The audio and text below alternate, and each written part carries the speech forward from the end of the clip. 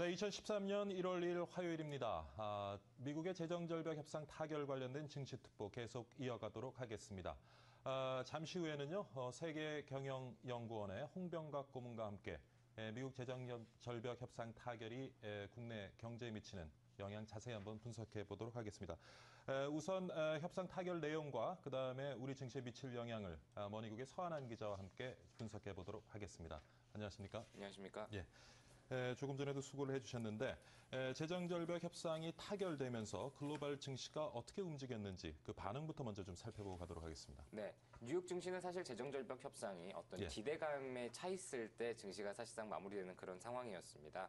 그럼에도 협상이 급물살을 타면서 마무리될 것이라는 기대감에 S&P가 오늘 큰 폭의 상승세를 보이면서 마감을 했습니다.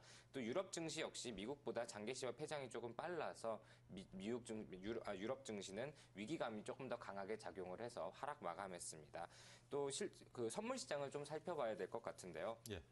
국제 금시세 역시 오름폭을 확대하면서 1% 이상 상승 마감했습니다. 그래서 올해 전체적으로 보면 6.1% 상승하면서 12년째 상승세를 이어가는 모습이었는데요. 재정절벽 협상 타결 가능성으로 증시와 함께 주요 시장이 강세를 보이면서 금시장도 막판 상승폭을 확대했다는 어떤 애널리스트들의 분석이었습니다.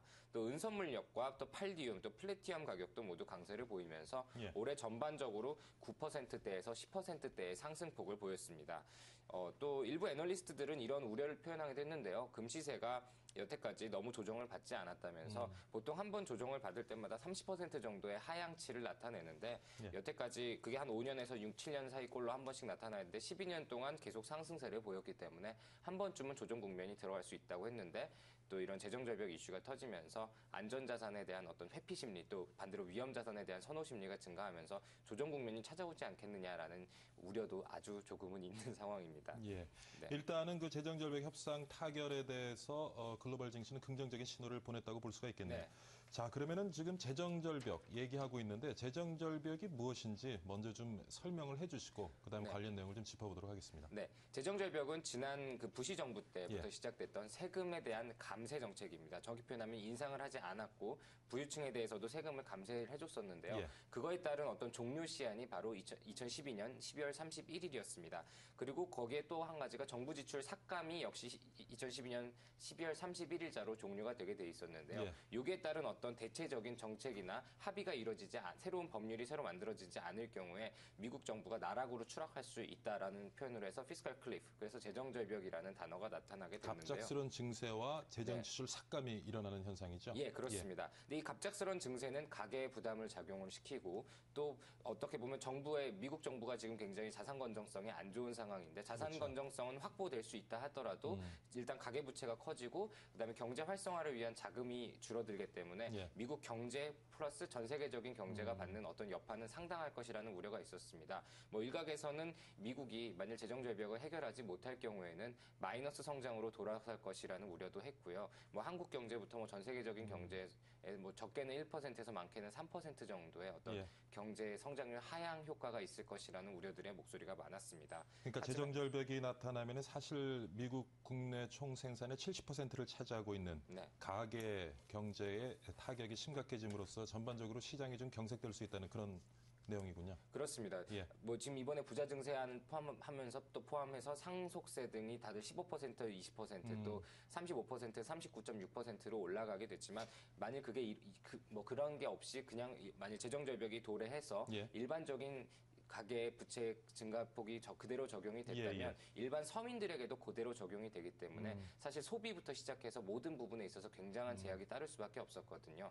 그런 면에서 그 많은 미국의 가계와 또 기업들이 재정절벽을 우려해서 투자를 하지 않았고 또 소비 심리도 많이 억눌려 있던 상황이었습니다. 하지만 이번에 재정절벽 협상이 어느 정도 가시권 안에 들게 되면서 이런 우려에 대한 거에 대한 어떤 긍정적인 피드백이 나올 것이라는 분석이 우세합니다. 조금 전에 그 상속세 부분을 얘기하셨습니다만 이번에 재정절벽 협상 안에 담긴 내용들을 한번 좀 짚어봐 주시죠. 네, 크게 앞에서 정리해드렸던 것처럼 세금 인상안에 대한 것이고요. 예. 그다음에 정부 지출 삭감안에 대한 어떤 2개월간의 보류안이 포함됐습니다. 예. 그러니까 세금 인상에 대해서 조금 더 자세히 보면요. 예. 일단 상속세를 35%에서 40%로 올리기로 했습니다.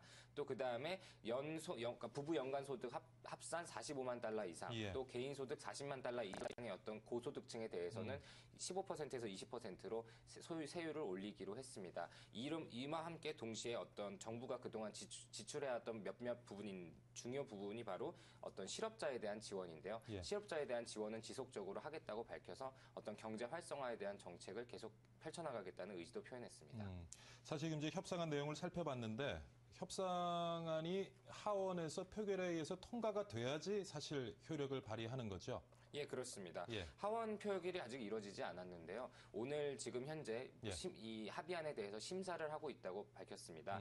뭐 대부분의 반응이 늦어도 3일까지는 이뤄질 것이다라는 반응이 우세한데요. 아무래도 하원이 지금 공화당이 우세를 하기 때문에 예. 민주당이 지금 다수를 갖고 있는 상원에서 89대 8이라는 압도적인 예. 수치로 통과시킬 수 있었지만 하원에서는 그만큼 무난하게 진행될 것이라고는 생각하지 않습니다.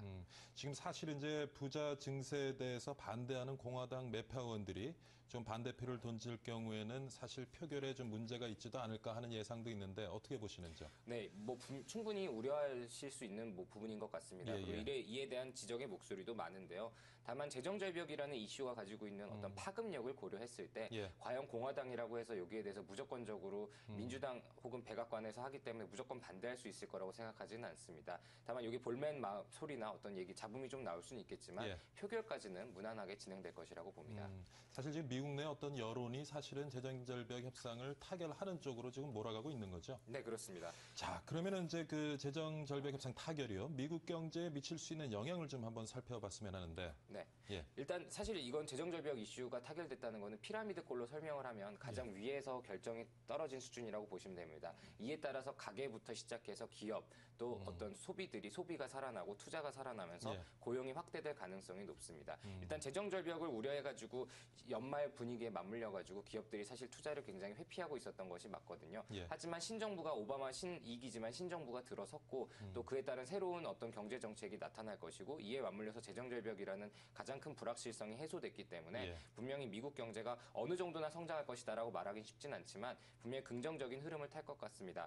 뭐 오늘 폴 크로그만 교수가 매일경제신문과의 인터뷰에서 뭐 재정절벽 협상이 타결이 됐기 때문에 3%대의 성장이 가능할 것이다라는 굉장히 비관론적으로 유명하신 사실 분인데 굉장히 경제학계에서 비관론자인데 그러신데 뭐 3%가 긍정적인 가능할 또 거로 할 전망을 거라고 내놨네요. 예. 전망을 내놨습니다. 뭐 그런 일각의 모든 면을 고려했을 때 분명히 미국 경제가 굉장히 중요한 문제를 뇌관을 해결했다라고 표현하는 게 맞는 것 같습니다. 오늘 뭐 그 JP 모건 회장 또 인터뷰 내용을 외신을 보니까 4%대 성장도 가능할 것이다. 네. 라는 뭐 내용도 나와 있는 것 같습니다. 하여튼 뭐 이제 조금 그 미국 경제가 조금 재정절벽이라는 그런 불확실성이 해소됨에 따라서 이제 성장세로 돌아설 것이 아니냐 하는 예측도 있는데 최근 와서 미국 경제 지표들은 어떻게 움직이고 있습니까? 최근 와서 미국 경제 지표들은 회복세를 보이고 있다라고 표현하는 게 맞는 것 같습니다. 예, 예. 물론 실업자 같은 케이스나 뭐 크리스마스 특수가 있었기 때문에 이를 단정적으로 딱 이렇다라고 평가할 수는 없겠지만 예. 조정치를 보더라도 사실 미국 경제는 완만한 회복세를 보였던 것은 사실입니다. 그렇군요. 다만 미국 아까 말씀드렸다시피 재정절벽 이슈가 앞에 있었기 때문에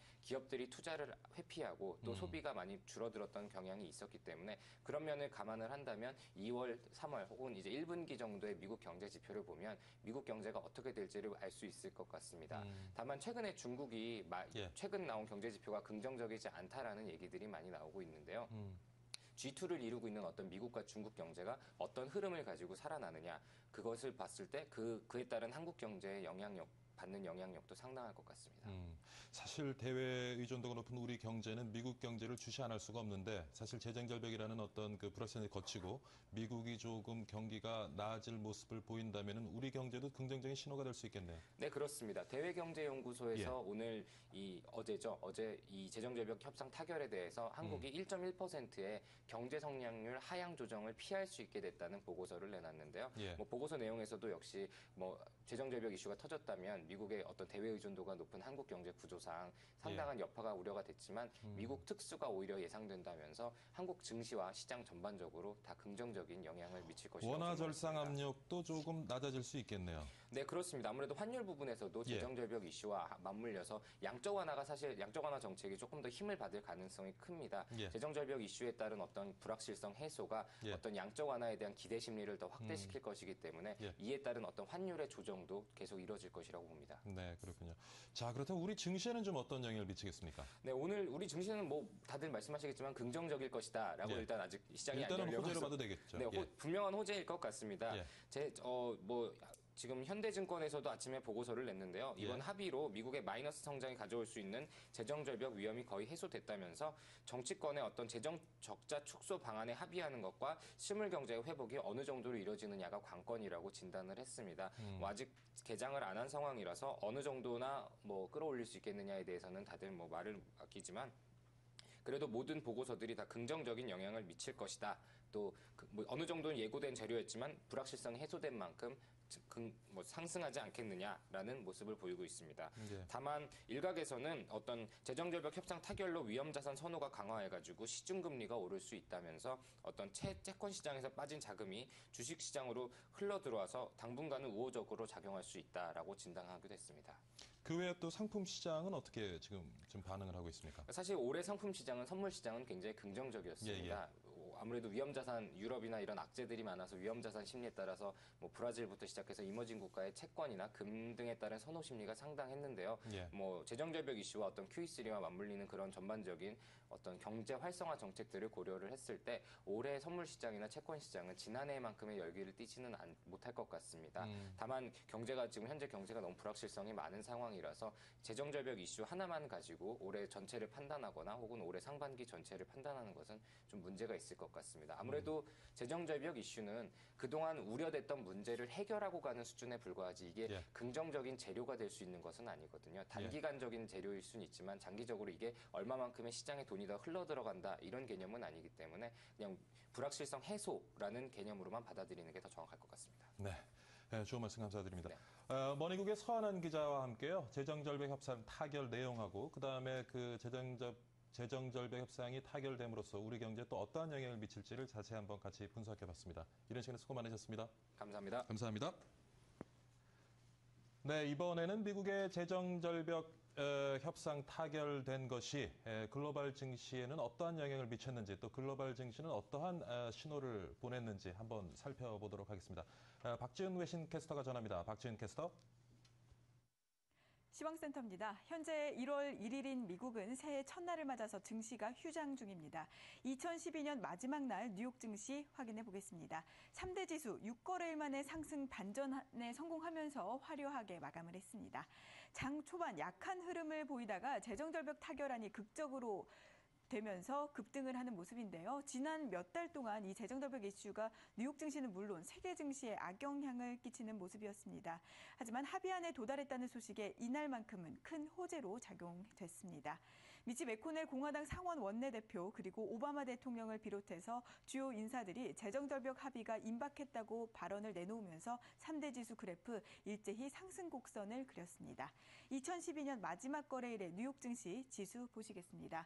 다우지수와 S&P 500 지수는 1%대로 올랐습니다. 먼저 다우지수는 1.28%, 166포인트나 오르면서 13,104선 기록했습니다. S&P 500 지수 1.69%의 급등세 보이면서 1,426.19 기록했습니다. 나스닥 상승세가 가장 두드러졌는데요. 2% 오르면서 3,000선 회복했습니다. 3,019.51 나타내는 모습입니다. 네, 지난 한 해 동안 뉴욕 증시 흐름 어땠을까요? 한눈에 짚어보겠습니다. S&P 500 그래프부터 살펴보면 지난해 1월 3일 최저점을 찍었습니다. 그 이후에 꾸준히 상승하다가 9월에 최고치까지 올랐습니다. 최고점 이후에 등락을 거듭했는데요. 네, 전체적으로 보면 13% 상승하면서 2009년 이후 연간 최고 상승률을 기록했습니다. 다우지수도 흐름 살펴보겠습니다. 지난해 다우지수 역시 오름세 기록했습니다. 지난해 6월에 12,000선 초반까지 떨어지기도 했지만 그 후 4달 동안 꾸준히 상승하면서 7%대로 상승을 했습니다. 나스닥 지수도 보실게요. 나스닥 지수는 상승폭이 가장 컸습니다. 지난해 그러니까 2011년보다 16% 가까이 폭등을 했습니다. 업종별로 살펴보면 S&P 500 주요 10개 업종 가운데 유틸리티주만 유일하게 하락을 했습니다. 금융주 26%나 급등을 했고 소비재와 헬스케어, 기술주는 10%대 강세 보였습니다. 다음으로 유럽 가보시겠습니다. 미국의 재정절벽 이슈 2012년 마지막 거래일에 뉴욕 증시에 큰 호재가 됐지만 유럽 증시는 미국보다 일찍 장이 끝나면서 재정절벽 문제가 악재가 됐습니다. 합의가 도출되기 이전이어서 시장에 불안감이 번지는 모습이었습니다. 한편 이날 유럽의 18개 증시 중에 독일을 포함한 9개국 증시가 휴장을 했고 영국과 프랑스는 조기 마감됐습니다. 살펴보겠습니다. 영국 FTSE 지수 소폭 내려갔습니다. 0.47% 하락한 약보합권에서 5,897.81 나타냈고요. 휴장한 독일 닥스 지수는 7,612선에 머무르고 있습니다. 프랑스 까크 지수만 빨간불 환하게 켜고 있습니다. 0.58% 상승하면서 3,641.07 기록했습니다. 유럽 주요국 지수들도 지난 한 해 동안 스페인 증시를 제외하고는 대부분이 상승을 했습니다. 특히 독일 닥스 지수는 29% 폭등을 했습니다. 아시아로 가보겠습니다. 2012년 마지막 날 아시아 증시도 상승 마감했습니다. 중국의 제조업 지수 등 주요 경제 지표들이 시장 예상치를 웃돌면서 호재로 작용했습니다. 상하이 종합지수는 올해 6월 20일 이후 가장 높이 오른 채 마감되면서 최근 3년간 처음으로 연간 상승을 기록했습니다. 한편 일본 니케이 지수는 이날 휴장했습니다. 니케이 지수 확인해 보겠습니다. 28일 결과입니다. 0.7% 오르면서 1,395선에 머무르고 있습니다. 중국 상해 종합지수 1.61% 크게 오르면서 2,269.13 기록했습니다. 홍콩 항생지수는 소폭 밀리면서 22,656선에 머무르고 있습니다. 원달러 환율 보겠습니다. 지난 한 해 원달러 환율 매일같이 최저점을 기록했는데요. 마지막 날 6.1원 떨어지면서 1,064.5원에 거래 마쳤습니다. 지금까지 시황센터에서 전해드렸습니다. 네, 박지훈 외신캐스터와 함께 미국 재정절벽 협상 타결이 글로벌 증시에 어떠한 영향을 미쳤는지 지수 중심으로 한번 살펴봤고요. 이번에는 동양증권의 박진희 차장 연결해서 재정절벽 협상 타결이 우리 증시에 미치는 영향을 자세히 한번 분석해 보도록 하겠습니다. 차장님 안녕하십니까? 네, 안녕하세요. 네, 새해 복 많이 받으십시오. 네, 새해 복 많이 받으세요. 네.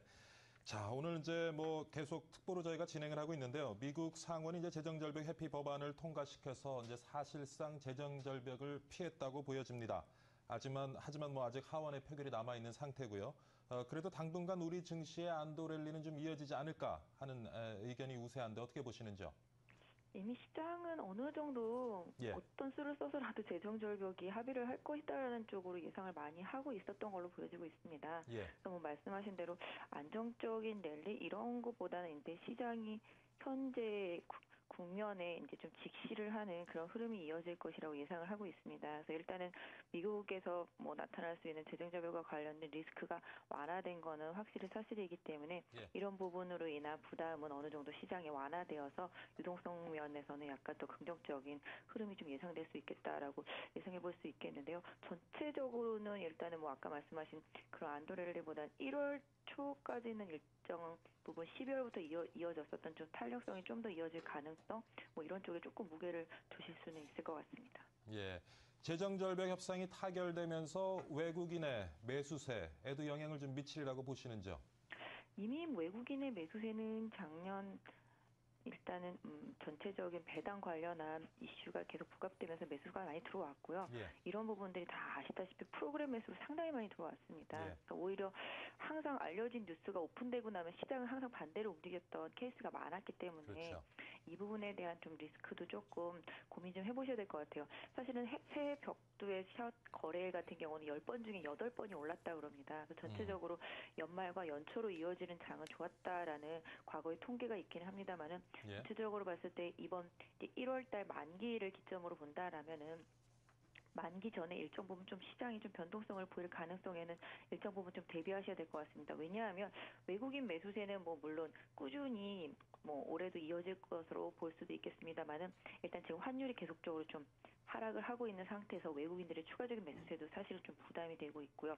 실질적으로 4분기 실적이 1월 중에 많이 이제 1월 후반부터 많이 발표가 되고 있기 때문에 이제는 시장도 특정한 어떤 매수세보다는 실질적인 기업이 가지고 있는 기업 가치, 실적 이런 부분에 따라서 좀 움직일 거라고 보고 있습니다. 다만 국내적으로 봤을 때 이제 정권 교체라든지 여러 가지 정책 이런 부분들이 사실은 주식시장이 조금 더 유리한 흐름으로 이어질 가능성은 상당히 높습니다. 뭐 아시다시피 이제 금융소득 종합과세도 2천만 원까지 낮아졌기 때문에 채권이라든지 다른 금융상품에 대한 관심도가 안전자산 선호 현상에서 리스크자산 선호 현상 쪽으로 조금 이어질 가능성 이런 부분들에 좀 올해 상반기 증시는 좀 더 초점을 맞춰보시는 게 좋을 것 같고요. 오히려 아까 말씀드렸던 대로 미국 증시가 줄 수 있는 그런 악재적인 부분들은 일정 부분 좀 해소가 됐지만 실질적으로 경기가 좋아지는 부분 이런 부분들을 좀 보면서 시장이 종목을 선택할 가능성이 높지 않을까라고 보여지고 있습니다. 네. 예, 아무래도 뭐 이제 어느 정도 재정 절벽 관련된 문제는 우리 증시에도 선반영이 됐기 때문에 크나큰 영향은 없을 것이다라고 보시는 것이고요. 그렇지만 뭐 어쨌든 간에 불확실성이 좀 거침에 따라서 앞으로는 좀 실적 중심의 장세가 만들어지지 않을까 하는 말씀을 하셨는데 금년에 좀 우리가 눈여겨볼 업종이 있다면 물론 IT주는 계속 뭐 지금 선전하고 있습니다만 어떻게 보시는지요? 네, 말씀하신 대로 그래도 개인적으로는 상반기 초반 특히 이제 1분기까지는 IT가 조금 주도할 수 있다는 생각입니다. 예. 실질적으로 작년 4분기 실적이 상당히 IT 부품이라든지 IT 업종이 좋을 것으로 예상이 되고 있고요. 올 상반기 특히 이제 1분기에 실적도 상당히 호전될 것으로 보여지고 있습니다. 이러한 부분들 같은 경우는 각종 이제 IT 관련한 이벤트가 1, 2, 3월에 많이 몰려 있고요. 그런 부분들에 대한 기대감이 계속될 수 있겠고 또 갤럭시 S4에 대한 신제품에 대한 개발 기대 출시에 대한 기대감 이런 부분들이 좀 더 이어질 수 있겠습니다. 또한 새 대통령 당선인의 정책이 중소기업 중심의 IT 중심 뭐 이런 부분들에 대한 기대감을 계속적으로 살려줄 수 있기 때문에 IT 쪽이 1분기 중엔 좀 우세할 것 같고요. 1분기 이후 특히 이제 2분기부터는 경기 민감주들이 실적 부분에 있어서 바닥을 찍고 경기 회복에 대한 확실한 사인들이 나타나기 시작하면 그동안 작년 내내 약세를 보여왔던 뭐 최근에 물론 상승을 주도하긴 했습니다만은 경기 민감주들이 4분기 실적이 나오는 1분기를 저점으로 해서 회복 시도를 할 것으로 보여지고 있습니다. 그래서 전체적으로는 IT와 뭐 일단 뭐 내수 쪽에서라든지 수출 쪽에서 그래도 긍정적인 흐름이 예상되는 자동차 부분들도 물론 부품으로 중심으로 한 이런 회복세도 좀 더 이어질 수 있을 것으로 보여지고 있고요. 전체적으로 작년 뭐 소매나 이런 쪽에서 좀 선전을 했던 그런 부분들도 일정 부분 좀 유지될 수 있겠습니다만은 그래도 주도적인 흐름을 본다라면은 조선 업종하고 IT 업종 왜냐면 조선 같은 경우도 수주가 최근에 좋지 계속적으로 않죠, 회복이 조선은. 되고 있기 예. 때문에 예. 이런 부분들에 조금 더 집중을 해보실 수 있을 것 같습니다. 자, 이제 재정 절벽 이슈가 거쳤습니다. 앞으로 이제 조금 우리가 투자자들이 눈여겨봐야 될 그런 관전 포인트가 있다면 어떤 것이 될 수 있을까요? 뭐 일정도 좋고요. 네, 아까 말씀드린 대로 실질적으로 이제 각국 이제 정권 교체들이 많이 이루어졌기 때문에 이런 각국 정부들의 새로운 정책들이 얼마나 시장에 잘 영향을 미쳐지는지 한번 보셔야 될 것 같고요. 사실은 작년 같은 경우는 미국에 좀 초점을 맞춘 그런 시장의 흐름이었다라면은 오히려 올해는 회복하고 있는 중국에 초점을 좀 맞추는 시장이 좀 이어지지 않을까 싶습니다. 그래서 전체적으로 국내 증시도 최근에 뭐 일본과 중국이 좀 많이 오르고 이런 부분들이 있어서 약간 좀 소외되는 흐름도 있었긴 했습니다만은 오히려 이제 중국과 일본의 부활 사실 뭐 일본의 부활이 우리 경쟁 업체들한테는 조금 안 좋을 수도 있겠습니다만은 워낙 일본의 기업들은 자동차 쪽만 빼놓으면은 경쟁력을 많이 잃어버린 상태가 되고 있기 때문에 이쪽 부분 엔화 약세에 대한 부분은 조금 국내 업체들이 좀 고민해야 될 부분이긴 합니다만은 IT 쪽에서는 경쟁력이 계속 유지될 수 있을 것 같고요. 중국 같은 경우도 실질적으로 경기가 조금씩 회복되는 제조업 경기 이런 부분들이 회복되는 부분들이 좀 나타나고 있어서 이런 부분에 좀 초점을 맞춰서 우리 국내 기업들에 대한 투자가 좀 더 이루어져야 될 것 같고요.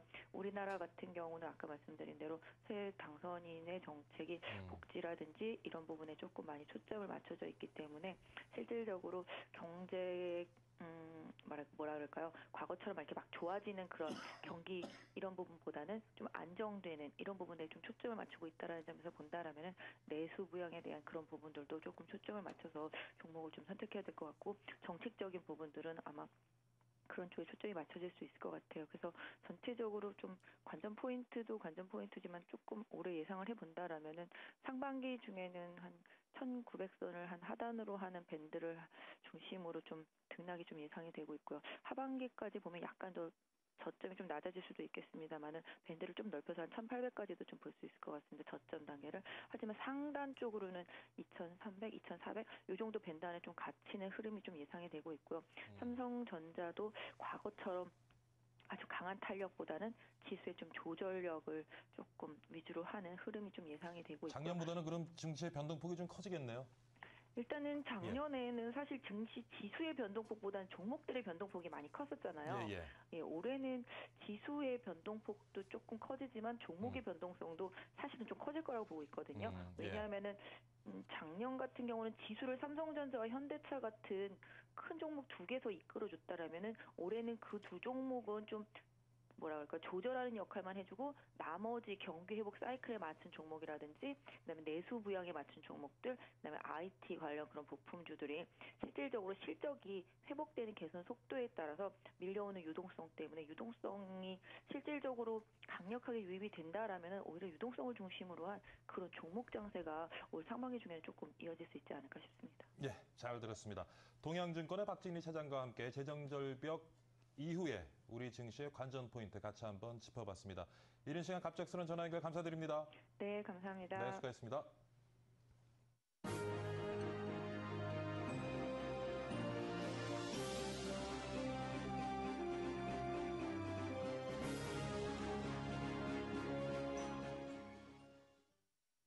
네, 이번에는요, 세계경영연구원의 홍병각 고문과 함께 미 재정절벽 협상 타결이 우리 경제에 미치는 영향 자세히 한번 들여다보도록 하겠습니다.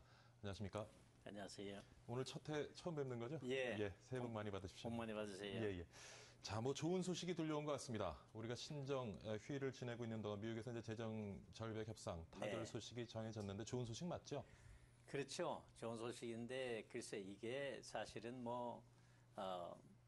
되게 예측을 했거든요. 예. 이제 연말 전에 이제 타결이 되리라고 예측을 한 거고 이게 경제를 발목을 잡은 거지 이게 경제를 활성화시키는 건 아니거든요. 그렇죠. 예, 이 공화당에서는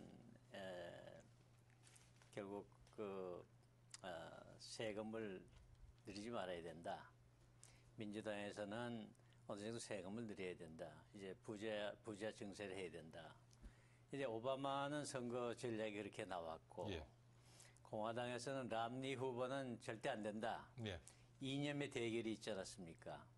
그것이 이제 오바마가 승리를 했는데 그러면 이제 국민이 오바마한테 정책을 지원해 준 것인데 예. 공화당이 이제 하원이 다수 아닙니까? 그러니까 공화당의 이론은 그게 아니에요. 역시 구체적으로 국민이 맨데이트를 준 게 아니다. 예. 역시 이번에는 오바마가 이제 자기 선거 공약을 어느 정도 많이 수정은 됐지만은 어느 정도 이제 자기 의사를 이제 관찰하지 않았냐 이렇게 생각이 되는데 앞으로 또 험난한 길이 많습니다. 이번에 지금 상원에서는 협상안이 도출이 됐습니다만 하원에서 좀 표결을 남겨놓고 있고요. 하원에서의 그렇죠. 표결을 통해서 통과가 되리라고 보시는죠? 네, 통과가 됩니다. 통과되는데 이거는 예. 소위 희석된 안이거든요. 예. 여기 이게 전부가 아니에요. 근본적인 해결책은 되지 않겠죠. 근본적인 해결책도 안 되고 예. 그리고 2개월 후에 이제 정부 예산 삭감을 지금 그렇죠. 하기로 돼 있거든요. 그때 이제 맞물려 있는 것이 부채 상한선. 예. 지금 부채 상한선은 의회에서 허가해주지 않으면은 예. 이 양적 완화 이런 걸 다 할 수가 없어요. 예. 거기에 맞물려 있거든요. 예. 그러니까 2달 후에 이제 어떻게 상황이 또 벌어질는지 지금 예측하기가 사실 곤란합니다. 그래서 사실 지금의 어떤 협상안 타결된 것보다 사실 2개월 후가 더 저는 심각하다고 보는데. 심각하죠. 지금 예. 이거 가지고 무슨 그렇게 우리가 너무 그렇게 희망적으로 이야기할 게 아니라 지금까지 이렇게 묶여있던 양당의 의견이 예. 일단은 연말을 넘긴 것이다. 예. 그리고 어느 정도 부자 정세도 좀 지금 공화당에서는 안 된다. 이제 그랬고 100만 불 이상만 하자. 예. 그것이 이제 많이 내려오지 않았습니까? 근데 45만 불까지 45만 불. 내려왔습니다. 예. 근데 이게 해가지고 이래서 10년간 지금 6천억 달러 이거 증세가 가능하고요. 그거밖에 안 돼요. 연간 600억 달러입니다. 사실 굉장히 네. 지금 미국의 부채를 생각하면 굉장히 미진한 16조, 단계죠. 16조거든요. 예, 예. 뭐 6천억 달러 해봐야 사실 세 발의 피 아닙니까? 예. 그래서 이게 좀 앞으로도 두고두고 이제 해결해야 될 문제인데 예. 저는 이게 세계적으로요. 예. 미국에서 벌어지고 있지만은 복지냐, 증세냐 예.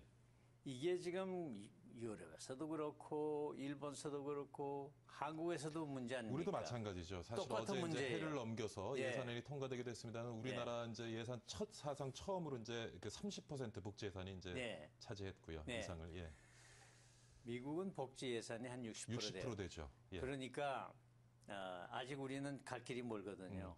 그래서 이게 어떻게 경제를 살리고 세금을 적게 물리면서 예. 경제 모멘텀을 살리면서 참 어려운 복지를 문제 하느냐. 같습니다. 예. 이게 간단한 해결책이 없어요. 지금 뭐 사실 눈덩이처럼 불어나서 끝이 보이지 않는 미국의 재정 적자가 결국은 지금 60%에 달하는 복지 예산 때문에 지금 벌어지는 그렇죠. 일이거든요. 그렇죠. 예. 그러니까 공화당에서는 어디에 브레이크를 걸어야 된다. 예. 언제 브레이크를 걸 것이냐. 그런데 민주당에서는 그러나 사람들이 어느 정도 생활을 해야 될 거 아니냐. 예. 필요한 건 해결하면서 해야지 할 수 없다. 이러한 이 보수와 혁신의 이 갈등, 예. 이념의 차이, 서로의 이 말하자면 밀고 다니는 힘은 앞으로도 우리가 계속 안고 가야 될 과제가 아닌가 생각합니다. 자, 고모님 2개월 뒤에 이제 부채 상한선 문제하고요. 그다음에 예. 정부의 재정 지출 삭감 문제에 대한 협상이 남아 있습니다. 예, 그렇습니다. 2개월이란 지금 시간이 주어졌는데 예. 이 부분은 어떻게 진행되리라고 보시는지요? 그러니까 이게 민주주의라는 거는요. 예. 타협의 정치 아닙니까? 그러니까 어느 쪽에서 더 밀고 나갈 수 있는 힘이 있느냐인데 결국은 또 그것을 뒤집어 보면은 국민의 의사에 또 딸려 있거든요. 2년 후에 미국의 의원 선거가 있다고요. 예. 그때 이제 국민이 어떻게 심판을 하느냐. 그러니까 거기서 언론이 어떻게 플레이를 하고 통계가 어떻게 나오고 사람들의 이 경제가 어떻게 어느 정도 활성화가 되고 예. 미국 경제가 지금 금년에는 어느 정도 좀 이제 부동산도 바닥을 쳤고 부동산 관련된 지표들은 조금 좋은 모습 보이는 것 같습니다. 예. 지금 활성화가 돼 있고 또 가계 부채도 어느 정도 좀 바닥을 쳤고 예. 그래서 금년에는 막 2%에서 3% 이렇게 예정하고 있지 않습니까? JP모건 회장이 인터뷰한 외신을 봤더니 뭐 4%까지도 가능하다고 그러더라고요. 예, 그 양반은 지나치게 긍정적인 견해겠죠. 근데 경제 예측이라는 게 맞은 적이 없거든요. 그러니까 우리가 볼 때는 막 그런 그 optimism도 있고 예. 이제 바닥은 막 2% 선이다. 예. 하는 경제가 조금 나아지고 있다. 나아질 것이다. 예. 그러한 그 전망으로 가지고 이제 하는데 미국 경제가 안고 있는 여러 가지 지금 고민도 있고 예. 경쟁력의 문제도 있고 그래서 하여간 금년의 경제는 좀 2분기, 3분기에 서서히 올라갈 것이다 하는 기대를 하고 있으니까 저희도 그렇게 긍정적으로 보고 있는 거죠, 지금. 네. 자, 그렇다면 사실 우리가 뭐 미국의 재정 절벽 문제에 이렇게 관심을 갖는 것이 결국 이것이 우리 경제에 어떤 영향을 미치는지를 사실 우리가 따지기 때문인데 네. 이번에 협상이 타결됨으로 해서 우리 경제는 어떤 영향을 미치라고 보시는지? 상당히 그 긍정적이라고 볼 수밖에 없는데 예. 신문에도 뭐 한 1% 이렇게 계산이 나왔는데 예. 그렇게 1% 이렇게 얘기하는 거는 우리 경제가 금년에 뭐 잘해야 이제 2.53%인데 예. 이제 3분의 1이 이제 여기 이것 때문에 좀 좋아진다 하는 그런 이론인데 그렇게 낙관적으로 볼 수도 있지만은 미국의 경기가 어느 정도 되고 중국이 어느 정도 또 금년에 이 경기가 괜찮고 그러니까 우리나라로 봐서는 중국이 지금 제일 큰 그렇죠. 수출 대상국이고 예. 그다음에 미국이거든요. 이게 두 나라가 다 긍정적이니까 우리도 긍정적일 수가 있다. 그 결론은 맞는 얘기인데 예. 그러나 일본이 지금 굉장히 연저를 이제 해가지고 예. 경쟁력, 수출 경쟁을 키우려고 그러는데 그런 경쟁도 있고 그러니까 지금 봐서는 한국이 마음을 놓을 수가 없는 상태입니다. 그러나 환경은 좀 좋은 환경이 아니냐 그런 생각을 합니다. 네. 그러니까 지금 뭐 미국 경제도 좋아지고 있고요. 예. 중국 경제도 좋아지고 있고 그래서 내년에 올해보다는 우리 경제가 좀 나아질 것이다라고 예상을 하시는 거죠. 그렇죠. 그러니까 후반기보다는 이제 내년이 좀 나아질 것이다 그런 생각이죠. 근데 참 어려운 세계 경제입니다 지금. 쉬운 그 해결책이 없지만 제 생각에는 예. 한국이 위기에 닥칠 때마다 한국이라는 나라가 오뚜기처럼 다시 쓰고 하지 않았습니까? 위기를 기회로 삼아서 또 발전을 해왔죠. 그렇죠. 그러니까 예. 그런 면에서 한국 경제가 어떻게 활로를 찾아가느냐 하는 거는 저는 좀 긍정적으로 보고 있습니다. 네, 그렇군요. 아무래도 이제 미국의 재정절벽 협상이 타결됨으로 해서 지금 뭐 전 세계 경제에 긍정적인 영향을 미치리라고 보시는 거고요. 그렇죠. 그 가운데서 우리 경제도 작년보다는 올해가 네. 좀 나아지지 않겠느냐라고 보시는 거고요. 다시 말씀드려서 세계 경제를 끌고 갈 수 있는 힘은 지금 미국하고 중국밖에 없어요. 네. 자, 지금 한 가지 또 여쭙고 예. 싶은 것이요. 사실 좀 전에 이제 말씀 나누면서 나온 내용입니다만은 미국의 지금의 재정 적자 문제가 결국에는 60%에 달하는 복지 예산 때문에 지금 빚어진 문제고요. 네. 우리나라도 지금 보면은 복지에 대한 수요가 갈수록 높아지고 있고 그렇죠. 정권들도 그에 맞장구를 치면서 복지 예. 예산을 늘려가고 있습니다. 예. 사실 해를 넘겨서 타결이 됐지만 예산은 통과가 됐고 내용을 들여다보면 복지 예산이 지금 30%에 예. 육박을 하고 있고요. 그러면서 지금 안보 그다음에 또 사회 간접 자본에 대한 투자는 예. 많이 줄어든 것 같습니다. 그렇죠. 상대적으로. 이 부분은 그렇죠. 어떻게 보시는지.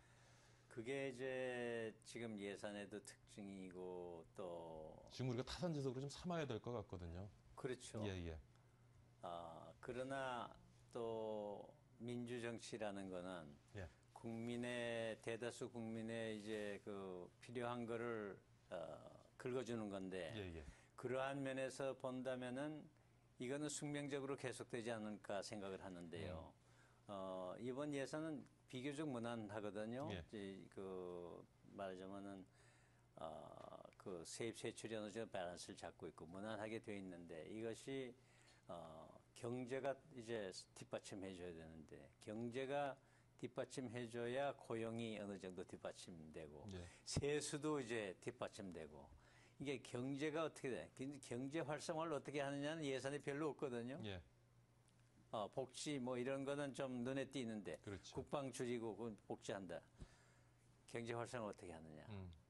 이거는 예산에 볼 수가 없어요. 그래서 이것이 제일 문제가 아닌가 생각이 됩니다. 그러니까 조금 전에 제가 말씀드린 것 중에 하나가 이제 사회 간접 자본에 대한 투자가 우리가 OECD 국가들과 비교해서 여전히 아직도 사회 간접 네. 자본에 있어서는 조금 부족한 네. 부분이 많이 있는데 그 부분에 대한 투자가 복지 예산 때문에 많이 줄어들었단 말이에요. 그 부분을 좀 여쭙고 싶은 겁니다. 그것도 문제고 그다음에 국가가 미국 같으면은 국방 같은 것도 사실은 국가가 R&D거든요. 그렇죠. 예. 그 R&D를 국가에서 적극적으로 하는데 그것이 예산에 줄여 있고 그래서 복지를 살리다 보니까 그런 면이 주고 있는데 그것을 어떻게 해결하느냐 하는 거는 숙제죠 지금. 네, 저는 그것이 좀 예산에서 보는 하나의 그 약점이 아닌가. 이제 박근혜 정부가 앞으로 풀어야 될 숙제가 아닌가 생각을 합니다. 예. 네. 아무래도 나라가 이제 빚을 지지 않고 계속 복지에 대해서 보다 많은 지출을 하려면 나라도 많이 벌어야 되는데 그렇죠. 더 벌 일이 지금 잘 방법이 쉽게 안 보이는 게 문제겠죠. 나라가 벌다는 것은 기업이 벌어야 예, 그러니까, 되거든요. 예. 그 기업이 벌 수 있도록 어떻게 국가에서 지원을 하느냐. 거기다 세금 자꾸 물으면 기업이 또 죽거든요. 투자 심리가 또 위축이 되겠죠. 예, 그런 그 에러가 있습니다. 예. 네. 뭐 재정 절벽 문제 뭐 타결이 됐습니다만 미국이 가지고 있는 그런 재정 적자 근본적인 문제는 아직 뭐 해결하려면 산 넘어 산인 것 같고요. 그럼요. 예, 네. 아주 멀게만 보입니다. 사실 뭐 재정 절벽 협상 타결이 우리 경제에 어떤 영향을 미치는지 살펴보는 것도 중요하겠지만 예. 왜 재정 절벽 이런 문제가 나오게 됐는지 우리 좀 곰곰이 좀 고민을 해서 예. 좀 우리도 지나치게 정부의 빚을 많이 지는 그런 일은 좀 없었으면 하는 우리가 바람입니다. 그래서 제일 그것을 이제 어느 정도 두 가지를 다 잘 매니지하고 있는 게 예. 북유럽 나라거든요. 예. 북유럽에서 우리 한국이 좀 배워야 될 점이 많은 것 같습니다. 거기는 복지 예산이 더 높거든요. 예. 그럼 어떻게 해서 그 바란스를 잡고 있느냐? 한국은 이제 앞으로 미국에서 배울 게 아니라 북유럽에 이제 잘하고 있는 복지 국가들에서 배울 점이 많다고 생각합니다. 후미 다음에는 그 북유럽의 복지 관련되는 정책들 한번 살펴보면서 그 문제 한번 얘기해 봤으면 좋겠습니다. 좋은 예. 얘기입니다. 네. 오늘 세계경영연구원의 홍병각 고문과 함께요. 미 재정절벽 협상 타결이 우리 경제에 미치는 영향 같이 한번 분석해 봤습니다. 이런 시간에 수고 많으셨습니다. 새해 복 많이 받으십시오. 복 많이 받으세요. 예. 네.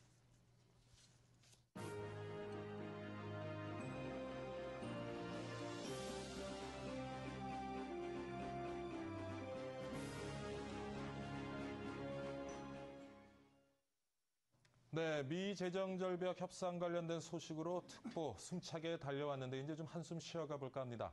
2013년 새해가 밝았는데도 우리 청년들 여전히 일자리 걱정이 많습니다. 특히 우리 사회에는 스펙 쌓기 열풍이 만연해 있는데요. 젊은이들은 언제부턴가 토익 공부, 시사 공부 등 기업이 요구하는 스펙을 쌓기 위해 여념이 없는 모습입니다. 하지만 요즘 기업 채용 트렌드가 바뀌고 있다고 하죠. 바로 스펙이 아닌 인성을 중요시하는 기업들이 부쩍 늘어나고 있다고 합니다. 도대체 기업들이 보는 인성은 어떤 것이고 또 제대로 된 인성은 어떻게 길러야 하는 것인지 오늘은 인성교육개발원 박한순 원장 모시고 스펙 쌓기 열풍 그리고 그 속에 가려진 인성교육의 중요성 함께 얘기 나눠보도록 하겠습니다. 안녕하십니까? 예, 안녕하십니까? 예, 아주 코스튬이 아주 인상적이십니다. 고맙습니다. 예, 새해 복 많이 받으시고요. 네. 자, 요즘 사실 청년 실업 문제 굉장히 좀 심각한 문제인 것 같고요. 근데 대학을 졸업한 20대 초반, 중반의 분들은 여전히 기업이 예. 요구하는 스펙 쌓기에 예. 열중하고 있는 것 같습니다. 네. 스펙이란 무엇인지 좀 설명을 좀 먼저 좀 해주시죠. 쉽게 자동차 예를 들어서 오늘 전반적인 얘기를 예. 진행해 보겠습니다.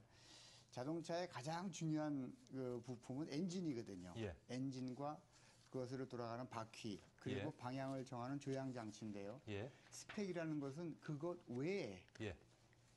주변에 있는 액세서리들 예. 일단 부품이라고 얘기를 하죠. 부품에 관한 사양 또는 기업이 요구하는 조건 자격이라고 간단히 말씀드리겠습니다. 예. 근데 이런 스펙 쌓기 열풍이 불러오는 부작용, 우리 네. 모두가 인지하고 있습니다만 어떤 것이 있습니까? 예.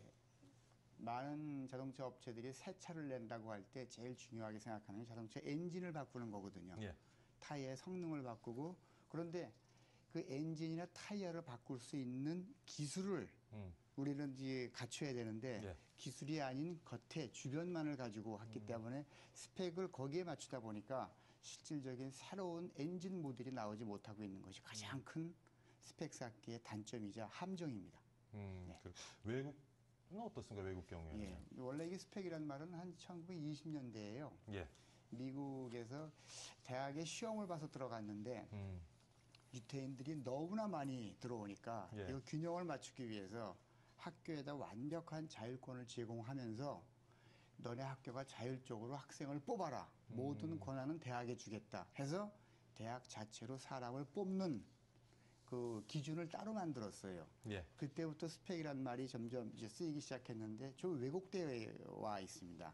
현재는 사람 됨됨이를 보고 대학에서 자율적으로 뽑게 돼 있는 것인데 왜곡돼 있군요. 이거 스펙의 왜곡돼서 정의가. 우리는 그냥 기준 자격, 예. 부품 설명서로 지금 잘못 예. 인식이 되어 있는 거죠. 그러니까 계량적이고 정량적으로 평가하기 쉬운 쪽으로 이게 왜곡이 되면서 예, 정확한. 사실은 보고자 하는 것이 아닌 것을 지금 보고 채용을 하는 그런 경우가 발생을 하게 되는 거네요. 정확한 지적이죠. 예. 예. 청년들 위해서 취업 특강도 많이 하시고 네. 취업 캠프도 많이 개최하시는 걸로 제가 알고 있는데 예. 그런 데서 이렇게 청년들 보시면 어떤 점 느끼세요? 자기 자신이 얼마나 위대한지를 몰라요. 진짜 이것을 우리가 교육적으로 애들한테 전달해 준 시스템이 없습니다. 그리고 회사를 들어가려고 한다는 말은 회사하고 나하고 또는 창업을 한다는 말은 관계를 맺는 거거든요. 예. 박 앵커님 여기 보십시오. 대문이 두 짝이 있어요. 예. 두 짝 대문을 누가 들어오지 못하게 가로지르는 막대기를 빗장이라 하지 않습니까? 예. 빗장을 지르려면 이쪽 대문과 이쪽 대문을 알아야 되거든요. 예. 그런데 이 취업 준비생들 또는 창업 준비생, 대학생들이 내가 누군지를 몰라요. 그리고 기업이 뭘 원하는지를 몰라. 예. 그러니 빗장을 지를 수가 없죠. 이 빗장이 흔히 얘기하는 기업에서는 인성입니다. 그럼 이제 인성이 뭐냐라는 중요한 화두에 봉착을 하게 되지 않습니까? 근데 인성에 대한 개념이 학생도 없고 교수도 없고 기업도 없어요. 예. 이래 놓으니까 스펙 가지고 모든 승부를 걸다 보니까 점점 함정에 빠지게 되는 겁니다. 이게 사실은 기업 채용 문제가 아니라 네. 사실 앞으로는 사회 전반에 어떤 여러 가지 문제를 양산할 수 있는 그런 교육 같은데 그 점은 어떻게 보시는지요? 절실한 문제입니다. 예. 고정관념에서 깨라 그래요. 예. 그리고 패러다임을 바꾸라 그래요. 예, 예. 그런데 고정관념을 깨려면 고정관념이 있어야 되거든요. 패러다임을 바꾸려면 패러다임이 있어야 돼요. 예. 근데 이게 없어요. 기초가 잘이 뭔지는 모르고 더 잘하라고만 한단 말입니다. 지금 혹시 앵커님께서는 직장 생활을 멋지게 하고 계신데 조직의 특성이 뭔지 아세요? 그리고 어떤 마음가짐으로 이 회사에 근무를 해야 되는지 알고 하십니까? 이거 쉽게 대답할 수 있는 조직원들이 거의 없습니다. 제가 모든 조직을 다녀봐도 똑같아요. 예. 이 조직원에 대한 기본 사고 체계와 조직의 특성, 예. 그리고 인간으로서 뭘 해야 되는가가 밑에 고정관념으로 깔리고 예. 그 위에 기둥을 세우는 겁니다. 그게 기둥 세우는 것이 이제 스펙이거든요. 예, 예. 근데 이 밑 바탕이 없는 상태입니다, 지금. 사실 이런 스펙 쌓기 열풍, 경쟁이 진행이 되고 네. 또 최근에서 이제 모바일 세상이 만들어지면서 그렇습니다. 우리 청년들이 굉장히 정서적인 면이 메말라가는 것 같은데 뭐 보니까 지금 OECD 통계도 있네요. 네, 어떻게 네. 측정을 했는지 모르겠는데 사회적 능력하고 정서적인 능력이 OECD 국가 중에 최하위권이다라는 지금 통계가 있습니다. 최하위권인 가장 큰 이유는 예. 조금 전에 말씀드렸던 기초를 쌓는 교육 과정이 저희는 없습니다. 이게 돌 위에다가 집을 지어야 되는데 모래 예. 위에다 집을 짓고 있어요. 예, 예. 그 기초 과정을 평가를 했을 때 저희가 수준이 매우 낮은 것이죠. 예. 네. 평소에 이제 말씀하시기를 이제 난 사람이 되기 위해서 열심히 노력해도 된 사람이 되기 위해 열심히 노력하는 사람은 드물다라는 말씀을 네, 아마 네. 하시고 또 책에도 쓰신 것 같은데 어떻습니까? 예, 제가 그런 그 인성이 무엇인가에 대한 얘기를 하도 사람들이 추상적으로 알고 있어서 예, 예. 그것은 아니다 싶었어요. 그래서 저희 조상들의 지혜를 가만히 빌어보니까 밤하늘의 별들을 예. 2000년간 지켜보고 나서 그분들이 음양오행이라는 원칙을 만들어냈듯이 예. 제가 직장 생활을 한 30년 했고 이 강연을 쭉 다니다 보니까 이것을 체계적으로 전하자 해서 인성이 무엇인가라는 것에 대한 나름대로의 공식을 만들었어요. 그 공식을 제가 지금 전파를 하고 다니고 있고요. 절대 추상적인 게 아니고 생활 속에서 얻은 지혜거든요. 예. 이제 그것을 제가 하나의 그 이론으로 엮어서 이제 책을 하나 내서 이 책을 지금 전파를 하고 다니는데요. 예. 인성을 7가지로 제가 정의를 했어요. 그래서 혹시 제가 자료를 좀 준비했는데 혹시 예, 예. 보여주신다 하면 예. 인성, 뭐 말씀하시면서 예. 네네. 인성이 7가지로 정리가 되려면 제일 먼저 사람이 사는 세상이기 때문에 예. 사람이 누군지를 알아야 돼요. 혹시 3살 버릇 8까지 간다. 그렇죠. 그 이유를 아세요? 습관이겠죠? 네, 이걸 설명하는 예. 이 사회 어른들이 없어요. 7살 왜 남녀 7세 부동석이고 14살에 여인의 몸이 바뀌고 왜 35세 사람들이 점점 육체적으로 쇠락, 갱년기는 그리고 56세 이후에 남자들이 힘이 없어지는 이유는 뭔가? 예. 선인장 강아지를 키울 때도 공부를 하듯이 인간의 일생을 공부를 해야 되고요. 두 번째는 내가 누군지를 알아야 됩니다. 예.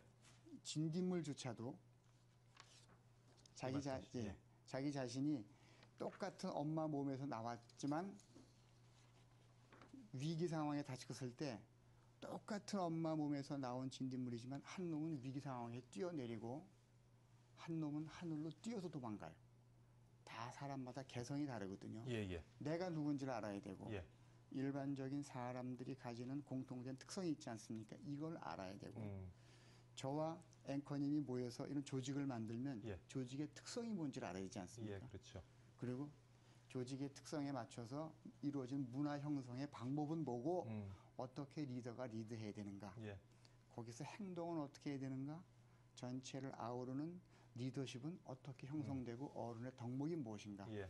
이런 항목 7개를 제가 조합을 해서 인성 공식을 만들어 놨습니다. 자, 인성도 정의가 되고 네. 인성이 중요한 제대는 우리가 인식도 갖고 있는데 네. 잘 안 된단 말이죠. 이거 그렇습니다. 어떻게 해야 됩니까? 지금 뭐 시간이 한 3, 40초 남았는데요. 아, 그러십니까? 예, 간단하게 예, 좀 예. 이 문제를 해결하기 위해서 그것은 우리가 어떤 면에 좀 노력을 기울여야 될지. 이 사회 어른들이 먼저 자각을 하고 예. 그것에 본보기를 보일 수 있는 정신세계와 행동세계를 어른이 갖추는 겁니다. 예.